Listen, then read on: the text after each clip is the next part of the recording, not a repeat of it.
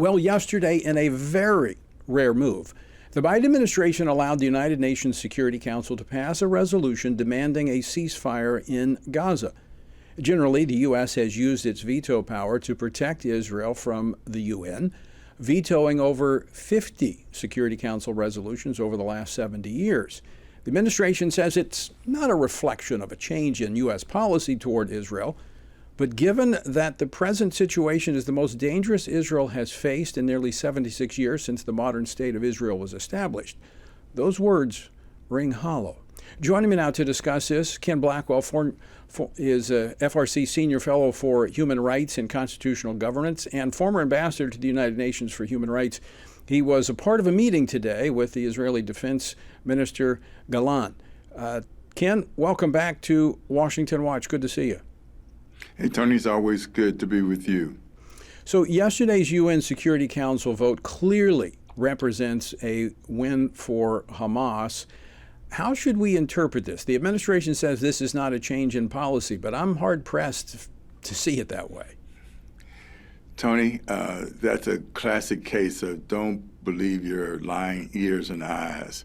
This is a wholesale sellout to the historic alliance between the U.S. and Israel. The reality is that they allow the inmates to control the United Nations inmates, as I call them. And the reason I call them that, Tony, is because there are many folks on the jury that actually should be in the dock, human rights violators. Right. And the fact that we didn't use every bit of muscle we had to stop this false narrative that Hamas and Hezbollah and the Communist Party of China and all of the wrongdoers are perpetuating.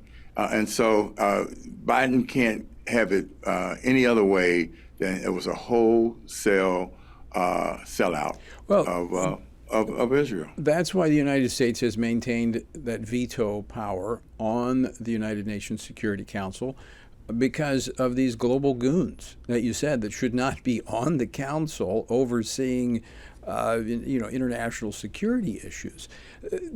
You were in a meeting today at the at the Israeli embassy in Washington. What can you tell us about the meeting? Well, the meeting was to take a look at the atrocities that took place on October the 7th. There is a 47-minute documentary that has been pulled together. Parts of this documentary were pulled from not only victims but captured Hamas terrorists, and so it was gruesome. It's disturbing.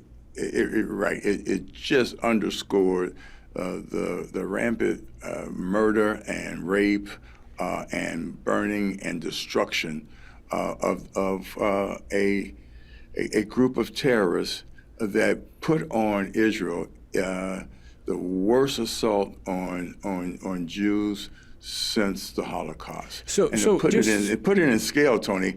This was greater, given the size of the population. This was greater than 9/11. Right. It was in the U.S. But I want people to understand what transpired here, because we talk about terrorists and we think of terrorists in terms of a terrorist strike. They hit and they move away. This was an organized terrorist army. They were invading Israel. Their goal was to actually take these communities that they invaded and hold that territory, but they were actually slowed down by what happened at the Nova Music Festival site about a half a mile from the Gaza border, where a lot of this demonic, I would just describe it, activity took place. The brutality that we saw. This is not what modern armies do. They don't rape, they don't pillage, they don't torture. That's what they did here. So where's the international outcry? Where's the United Nations saying Hamas needs to release the remaining 124 hostages that are being held, or 134 hostages being held, and let them go and drop their arms and Hamas surrender? Where's that cry? Their silence is deafening. These are anti-American, anti-Israel forces that have been let loose in the United Nations to perpetuate a false narrative. The left talks about deniers, whether they're talking about election deniers, and we can get back on that in a little bit. But let me just tell you, what I witnessed in front of the Israeli embassy today with loudspeakers and sirens and attempts to intimidate folks who were going into the embassy. It was hard for me to believe that this was allowed in America. So this was in front of the embassy on the street, trying to disrupt the meetings going on inside, but also trying to block people from going in? Yeah, absolutely. As you and I have talked about it, it is this rampant cancer of culture. The cancer culture. It's actually we experienced that. Right. We experienced that at the Family Research Council here in our building back during COVID when we had our Pray Vote Stand Summit, and they held this music festival in front of our building, designed to drown out our ability to broadcast. I mean, this is how the left works. They don't want a debate. They don't want a discussion. They want to silence anyone who doesn't agree with them. Oh, absolutely. And the handmaidens in the media, it's just astounding. What I'm starting to get now. I can't imagine that we give public dollars to NPR. I listened to them a couple of mornings over the last couple of weeks, and it is just they are the communications center for Hamas. Right. Well, speaking of the media, let me switch gears here. We're going to continue to stay on the Israel issue because, folks, we need to pray for Israel and stand with him. In my meeting with the Prime Minister, that's what he asked for. He knows that evangelicals, Bible-believing Christians, understand the significance of the modern state of Israel and the Jewish people, and we need to stand with them. So I want to encourage you, if you'll stand with us and pray for Israel, text the word Israel to 67742.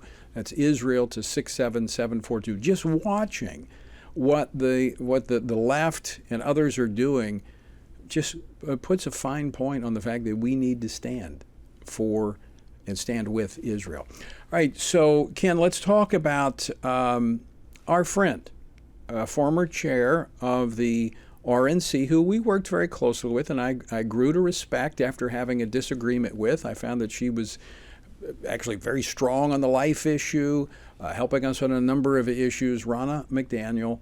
And so the NBC offered a contract, and the folks went berserk over there. The political operatives. I want to play a clip here that was on Sunday on Meet the Press. This is Chuck Todd. Play clip 6. Look, let me deal with the elephant in the room. Yeah. I think our bosses owe you an apology for putting you in this situation, because I don't know what to believe.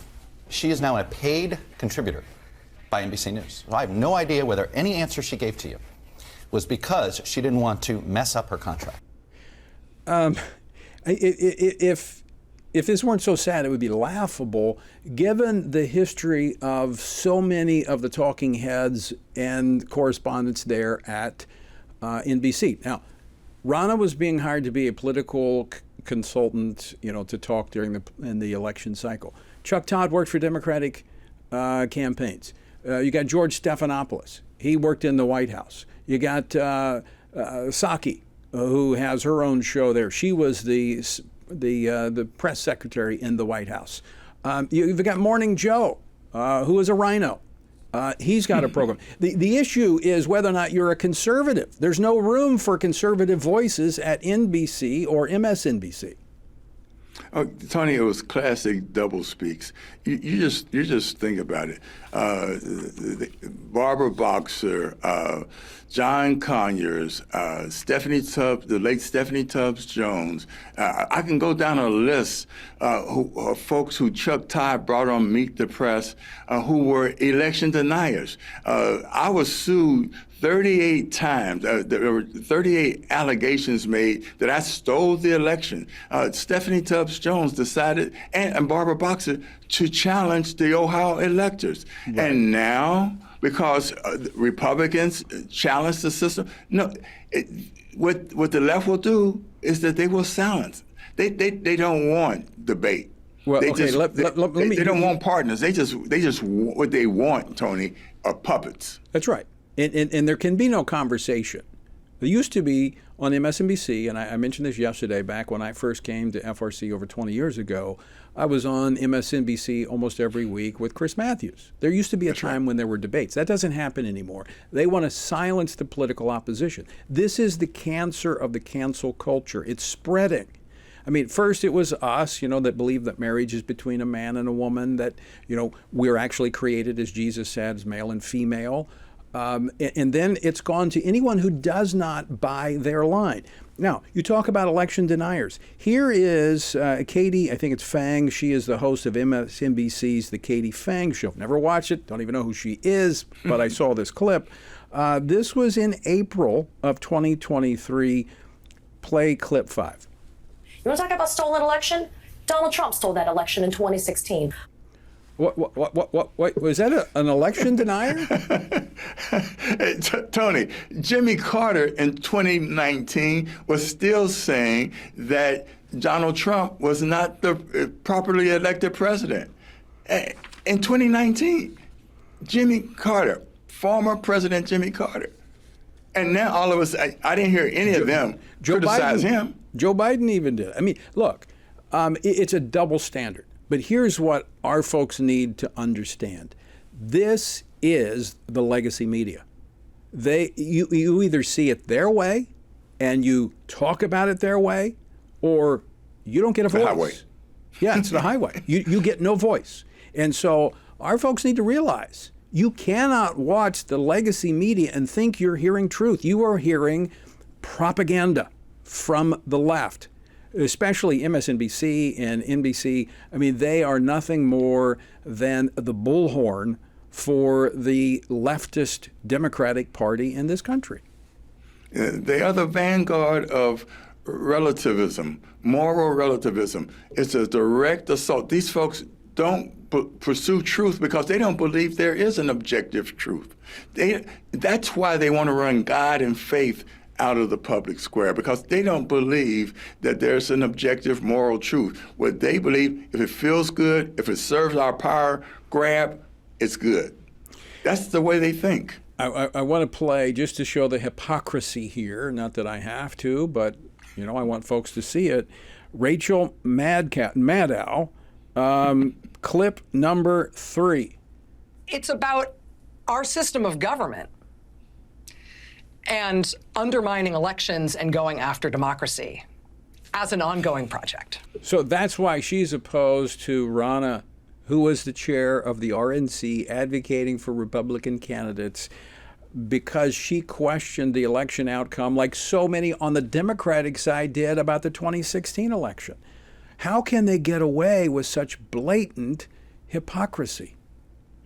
Tony, and people are moving away from them in droves. That is why this program, Washington Watch, is so important. And there are folks who have podcasts and their own programming, like Tucker Carlson and what have you, where people are saying we're not going to be force-fed this nonsense. Yeah. Enough is enough. Folks, the curtain has been pulled back. Ken Blackwell, always great to see you. Thanks so much for taking time to join us today.